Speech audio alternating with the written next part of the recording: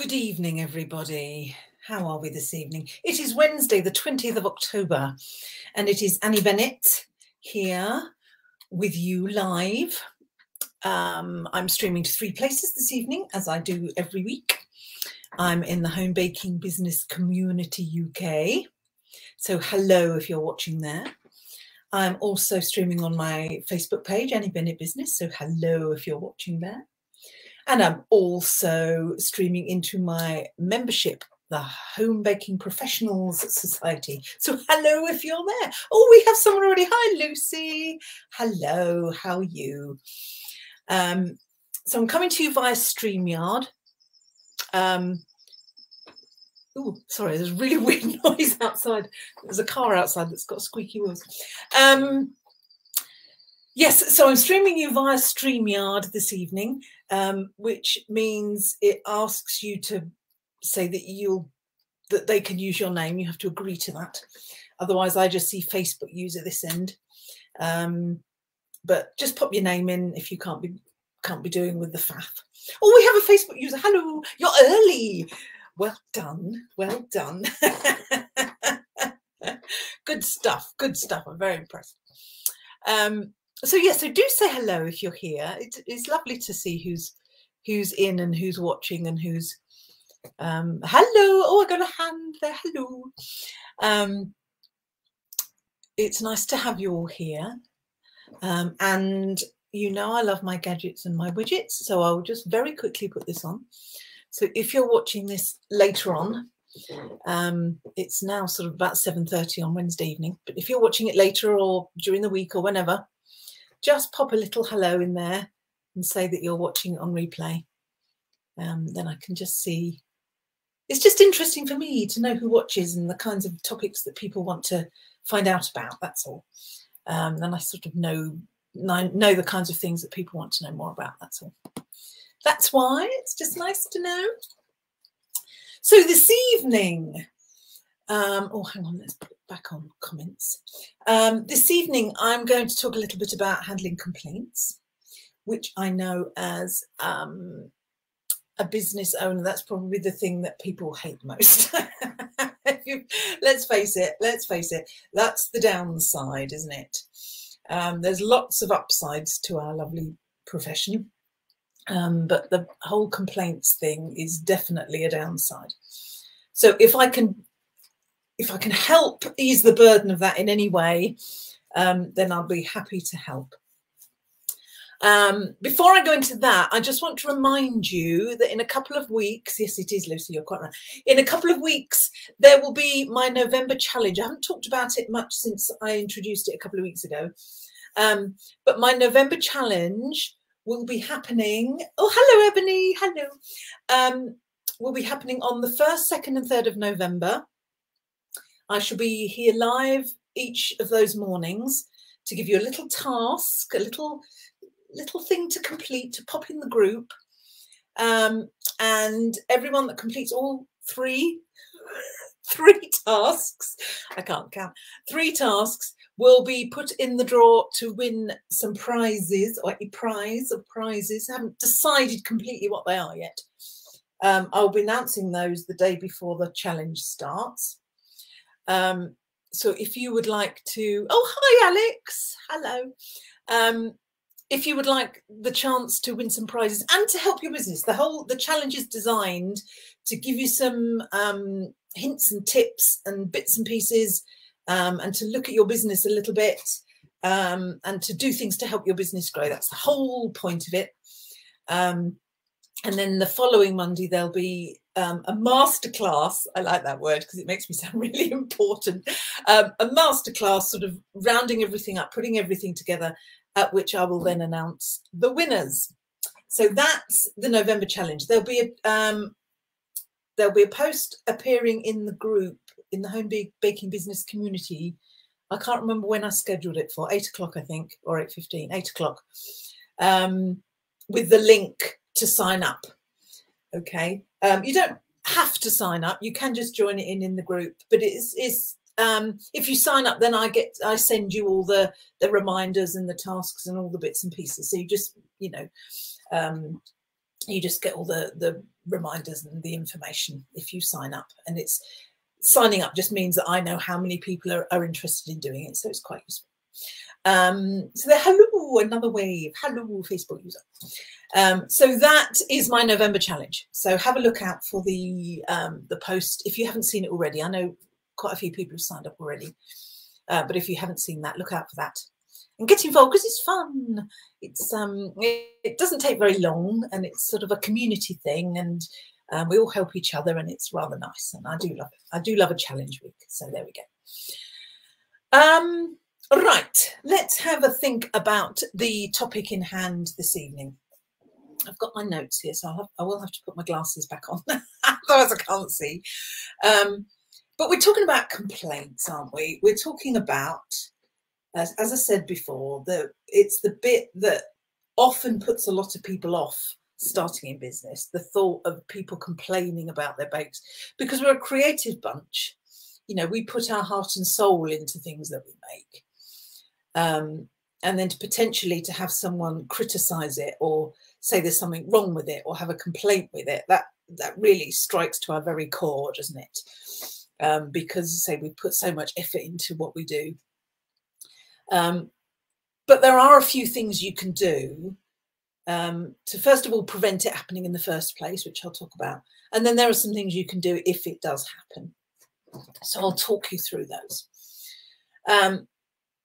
So let's talk about preventing complaints first of all, because if you can put a few things in place to stop them happening, you know, the prevention is better than cure kind of thing, which I know if you're dealing with a complaint right now doesn't necessarily help. We'll come on to that in a minute. But think about what you can put in place to start with. Now, one thing I always think is that complaints often are to do with the customer not getting what they thought they'd get. You know, not as described. I wanted a this cake and you've given me a that cake, you know. So one of the things I always advise is whenever you are in a, you know, a selling situation with a customer, that you make it really, really clear what it is you are going to be providing. Okay. Now, if you are, if you're someone who does sort of regular treat boxes, then, you know, you need to, wherever it is you advertise on a website or your Facebook page or whatever it is, you need to make it really, really clear what that customer is receiving in that treat box. Even to the point, if I did them, I would even to the point sort of say the brownies measure, you know, 4 inches by 2 inches or whatever it is. So that when they get the box, they don't say, oh, it's a lot smaller than I thought. You know, the picture makes it look enormous and it's really small. So giving them a kind of an idea of that and making it really clear what they're receiving, you're less likely to get the, that's not what I thought it was, complaint. If you are a sort of bespoke cake maker, either birthday cakes or wedding cakes, and there's most of you know I'm a wedding cake person, so this is, you know, really for me this is the sort of the bread and butter of it really. So when a customer asks for a certain cake, what I then do is when I send a quote out, I describe that cake in absolute detail. You know, the size of it, the height of it, the width of it, the flavour of it, the colour of it. It's on a board, the board's got a ribbon on it. All those things, I describe it in as much detail as I can. And that serves sort of two purposes, really. First of all, the buyer knows what they're getting, but it also serves the purpose of, if I've misunderstood something that the customer wants, perhaps I've misinterpreted what they've asked for, they can then say, oh, no, I didn't mean that. I wanted it like this. And then all I need to do, obviously, is on the, you know, on the description, say, oh, yes, okay, yeah, I can do it. If I hadn't done that and I'd made the cake to what I thought they wanted, that would then prove a problem, wouldn't it? I didn't want that. I wanted something else. But if that's all ironed out in the, you know, in the buying process, and you describe everything and you make them, I mean, when I send my emails with the quote on, I say it's all described on there. Please make sure you read it carefully, because that's, you know, that's what I'm going to go by. As I'm a wedding person, more often than not, I'm delivering the cake to a venue. So I put the postcode of the venue on there to make sure it's the right venue. I did have a consultation last year. In fact, it was a wedding in August, where the couple said to me, it was Brands Hatch. I don't know if you're any sort of in the southeast area, but it was Brands Hatch, the Brands Hatch Hotel. Now, when I actually Googled Brands Hatch Hotel, there are various ones. There's that Brands Hatch Place, and there's a Marriott somewhere, and then there's a something else. So what I had to do is I had to confirm with them, you know, which hotel it was and the postcode and all that. So it's really, really clear. Because the last thing you want when you're delivering is to go to a hotel. Oh, no wedding. We haven't got a wedding here today. Oh, help. So that would be my first advice, would be to make sure that you're really clear what you are giving to the customer. If you are doing a bespoke cake and your customer has given you a photo, it often happens with weddings, you know, and it's usually brides, can I have this cake, please? I will say words to the effect of, I don't copy designs. I will make a design unique to you, because they like that. They like a cake that's unique to them, but I will take the features that you like from that cake. Okay, so it's worth having something on the description. Please note that we will not copy exactly, but we will make sure we incorporate all the features that you want, or something like that. Okay, so there's nothing worse than you know, just trying to copy exactly what you're given. Make it clear that, you know, you don't do that because it's someone else's, unless it's really obvious, like a semi-naked cake with some flowers on. That's fairly standard. But if it's more designed than that, make it clear what you're going to be doing with it. I mean, I get some cakes, even wedding cakes, where the bride says, oh, you know, I know you'll make it nice. I know you'll make it pretty. So go with what you think looks right. So I will still describe it as much as I can. But that then gives me a little bit of leeway. You know, when I get to actually making the cake, if I've said there are 3 roses at the bottom, but actually 4 would look better, or whatever, then I have that leeway to change things to make it look spot on. So describe, make sure the customer knows what they're getting. Okay. The second thing I would always recommend is that you give your customers terms and conditions. If you are, say, more the treat box, snack treat type baker, and that's the kind of thing that you do, you can still give out terms and conditions. I send all my quotes and invoices, things by email. If someone contacts me by Messenger or by WhatsApp or by text, I'll say, can I please have your email, because I will send it there. And whenever I send a quote, I always send my terms and conditions as well, always without fail. And then once they've paid the initial payment, then that enters into the contract and they have agreed the terms and conditions. Because the terms and conditions not only protect you, but they protect your customer as well. Your terms and conditions say what you're going to do for them as well as what they need to do for you. So it protects them as well. So make sure those are fairly clear and those are fairly sort of robust, particularly when it comes to things like initial payments. As some of you know, I don't use the word deposit because I was told once by a lawyer that deposits, you can't legally, a deposit cannot be non-refundable. Oh, it's very complicated. So I use initial payment. Some people use booking fee. But have that really clear in your terms and conditions, so that there's no complaints about payment, or, you know, you're not left high and dry with a cake that hasn't been paid for. And what you'll find, the more customers you have and the more things you have to deal with, you'll find that you tweak your terms and conditions. So a couple of times I've over the last 2 years particularly, I've tweaked my terms and conditions depending on things that have happened, or things that not have gone wrong, but things that I thought, oh, that could have happened then. So I'll make sure I word that in my terms and conditions. I know someone in the group today, or was it yesterday, put in something about terms and conditions about hiring cake stands.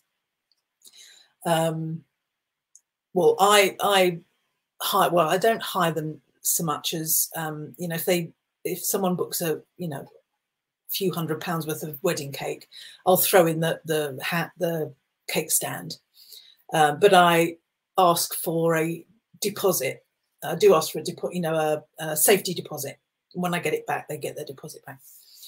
But I realised in one wedding that I lent one that there was nothing in my terms and conditions about the time scale of return. So I thought, oh blimey, they could return it in a year's time, and I'd be stuck because I need it for other things. So I thought, right, I better put in my terms and conditions that it's got to be returned within I can't remember what I put in the end, a couple of weeks, I think. Otherwise, they don't get the deposit back. So it's those things that you need to think about to stop any potential complaints. Oh, I've got stiff. Oh, got tissue. Hang on, bear with. Ooh. So think about your terms and conditions. Obviously, it depends what kind of cakes and what kind of service you provide as to what's on your terms and conditions. So I've put my latest one in there for you to have a look at, which you're welcome to borrow wording of. But mine's more based on sort of wedding cakes. There's lots about venues and things like that. But have those, because they will protect you. Because if the customer is complaining about something, you said, well, actually, it says in my terms and conditions this.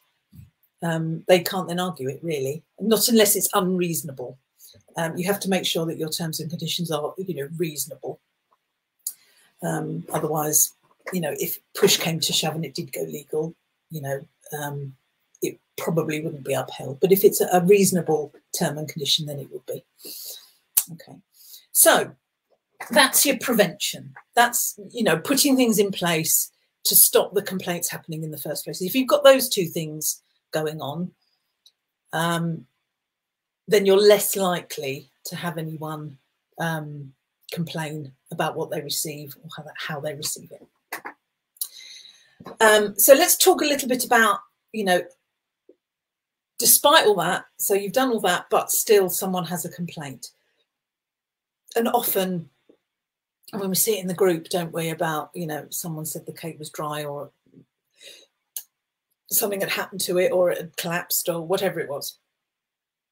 So this is where you have to sort of get your business owner head on. Talking about cakes collapsing, one thing that you can do to prevent a complaint is to make sure that you advise the customer really clearly. If they're collecting it, you give them advice, and even better, written advice. Here's your information sheet with all the allergens on, and this is how you transport a cake.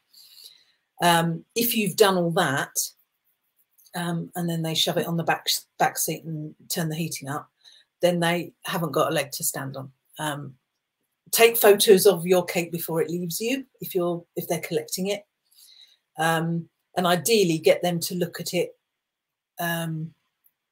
so that they can see what condition it's in when they take it. Saying, if you can take a photo, even better, because if they then later complain, you can say, well, this is the condition of the cake, I advise you to do this, I don't think you did. Okay.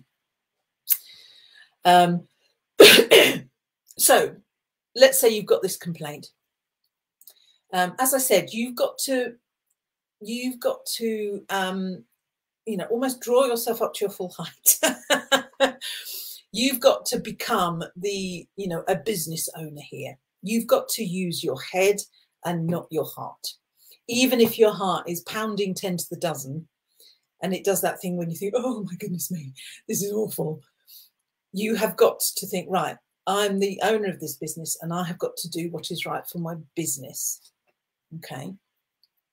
And you would say that when you're dealing with a customer, you can say, well, my business terms and conditions are this. And, you know, you have not complied to those terms and conditions, or whatever it is. You know, I advised you to do this, traveling your, you know, transporting your cake. I've given you an advice sheet and you haven't done that.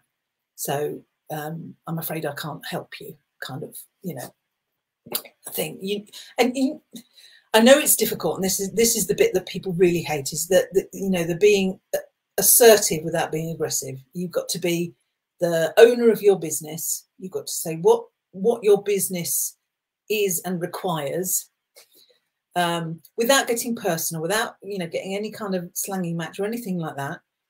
You just state the facts, state your business policy, and that will give you the sort of professional air that you need, that some customers, if they're trying their luck, they will find that a barrier. They will think, oh, this person knows what they're doing, and they're, you know, perhaps I'm not going to mess with them.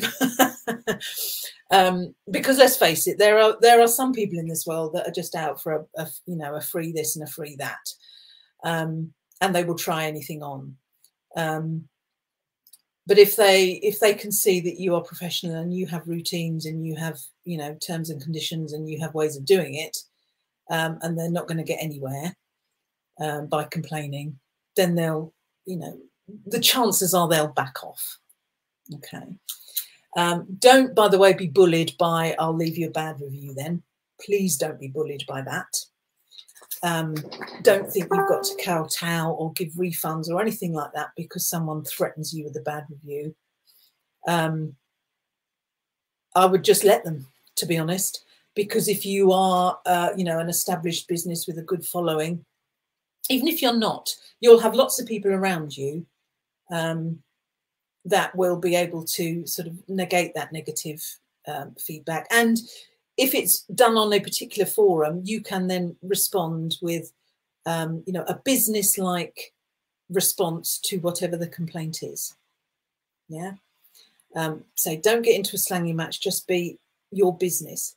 You've got to almost take a step back from it and look at it. If, you know, if it was your friend and your friend had that complaint and your friend was dealing with that, what would you advise them to do? Okay, you've almost got to, it's almost got to be like that. Because the minute you take your, you know, your feelings into account, that's generally when it goes a bit wrong. But if you just do what you know is best for your business and what in your, you know, your head thinks is the right thing to do, then the chances are that you'll have fewer problems. So you've got to look at your complaint. So, you know, a customer complains, and I think the first thing you've got to do is you've got to look at the, you know, the validity of that complaint, because it's either going to be, yes, there's something in that, something has gone wrong, or it's going to be, no, they're trying their luck here. There was nothing wrong with that cake, and they're trying their luck. So you've got to have a look at, you know, the evidence. What their complaint was. Are they a customer that's, you know, been to you before and bought things and, you know, has been happy with what you've done before? If so, if they make a complaint, it might well be that there's something in it. And so what you then do is you say, I'm sorry about that. Let me investigate. If you'd like to give me all the details, I will look into that for you. So you then become your business's complaints department, if you like. Because not all complaints are nasty complaints. Not all complaints are aggressive. Sometimes it's a complaint with, oh, you know, this wasn't quite right. I wasn't quite happy with this. Is there anything you can do about it? Kind of complaint. But yeah, become your business's complaints department. Let me deal with that, and I'll see what I can do for you. In my terms and conditions, complaints have to be backed up with evidence or photos of the cake or a return of the cake. You know, if they've scoffed the whole lot, but they're complaining it's inedible, there's nothing in that, is there? So make it clear that actually, yeah, if you've got a complaint, my terms and conditions say that if you'd like to give me a photo or return the cake, I will look into that for you and deal with it. There we go. You know, business-like complaints department, but friendly and polite. Okay. You know, if they're trying their luck, then they're going to be put off by that approach. But if it's a genuine complaint, perhaps something did go wrong, perhaps you had a bad day, you know, we all have bad days, something's gone wrong with the baking, or, you know, whatever, you can then look at it and say, well, actually, yeah, you're right, that, you know, that's not right, and then you deal with it accordingly. Don't go in with refund offers straight away, because even the best will in the world, the majority of people, even if it's an honest complaint, or, you know, even if it's not, and they weren't looking for a refund, the minute you start offering one, they're going to want it. So refunds are only sort of last resort, when, you know, you have agreed that what you have given the customer isn't what they wanted. Okay.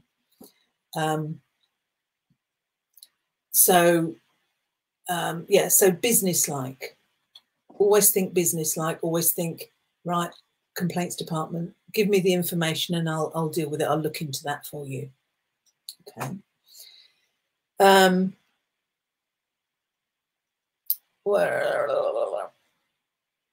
So yeah, so if it's not valid, and you know that you are sure that things haven't gone wrong, and it wasn't, you know, it wasn't too dry, or it wasn't whatever they're saying it was,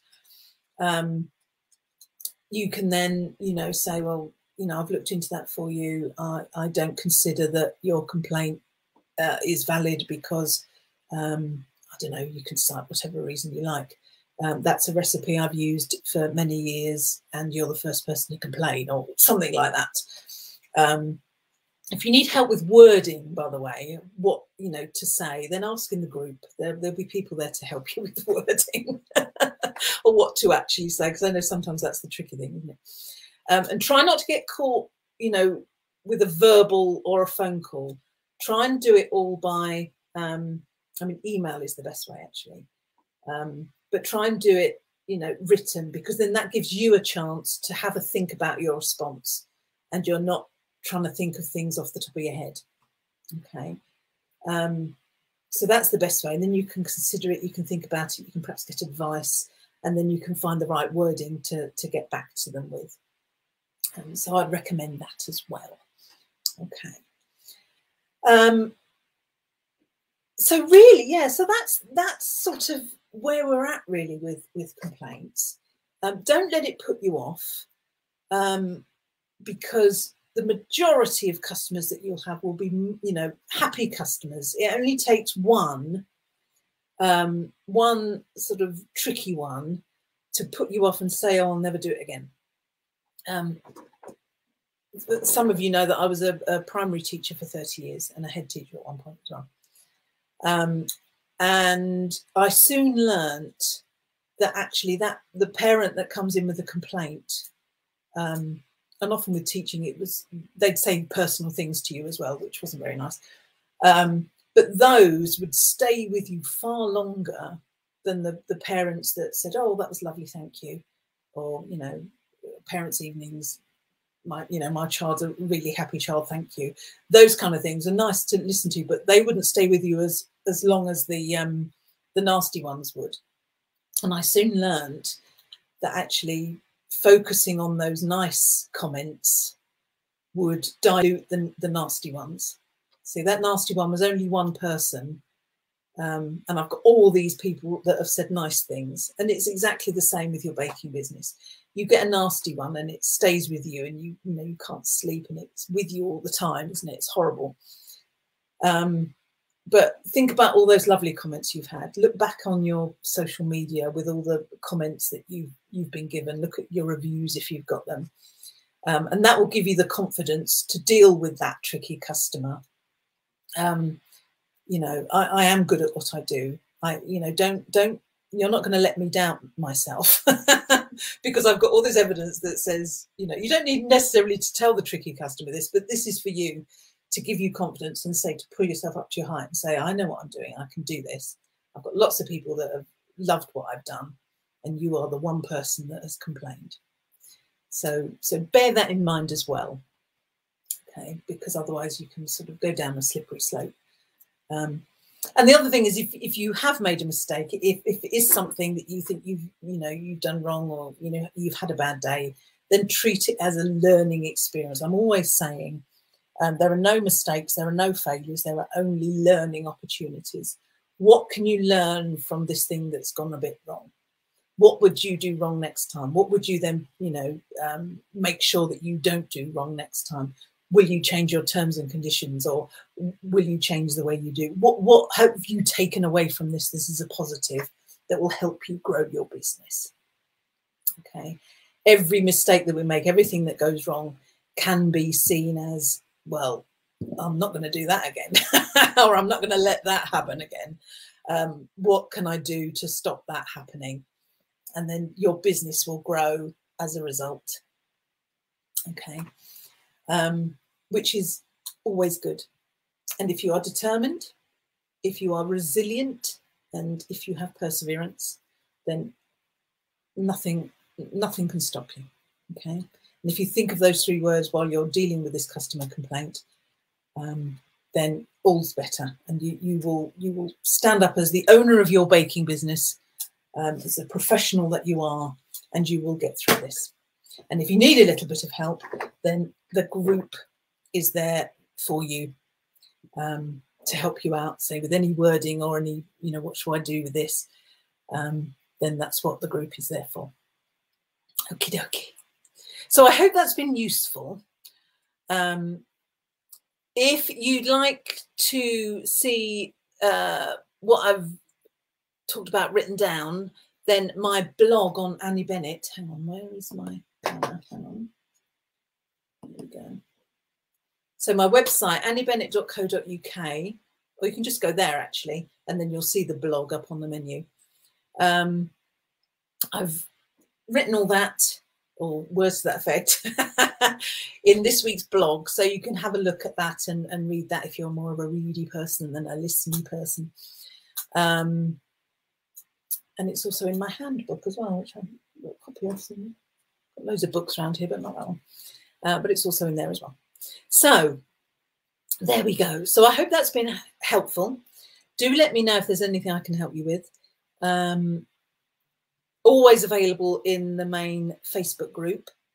Try not to message me if you can, though. Private message me, because I tend to run out of time with those. And I much prefer to answer in the group where everyone can see, and everyone can benefit from any answers. And it may be that there's actually someone else in the group that's better qualified to answer than me. If there's a particular something you're asking for, there's loads of people in the group that are really experienced at all sorts of things. So do ask in there, but tag me in if you want me to see it. Tag me in, and I'll get to it eventually. And if I forget, just nudge me. As I said before, I don't get offended by people nagging me. I don't get annoyed. I'm not easily offended or annoyed, and I'm here to help, and the group is here to help. So if you need help, if you need support, that's what this group is for. All right then, my darlings. So don't forget, I'll come back to my November challenge. Don't forget that, because if you do have issues with handling complaints and tricky customers, my challenge will give you some more things to help you with that. Okay. The challenge is aimed at, helping to strengthen your business. So you'll find that there's some things in there that you will find useful. So do sign up. I think the post is actually in the group now. I think I scheduled it for it. So have a look for that and sign up for that. And there we go. So I'm going to go now, because the smell of garlic bread my daughter is making is too much to bear, and I need to go and eat it now. So have a lovely week. I will see you next week. I can't remember off the top of my head what I'm going to do next week. The week after will be challenge week, but next week I can't remember, but have a look. It'll be in the group. I'll post it all over. And if you get my emails, it'll be on there as well. So have a lovely week. Let's hope the rain stops a little bit, because it's rained here all day. And happy baking and caking, and I will see you next week. All right then, my lovelies. See you soon. Bye. I will enjoy it, Kim. Thank you.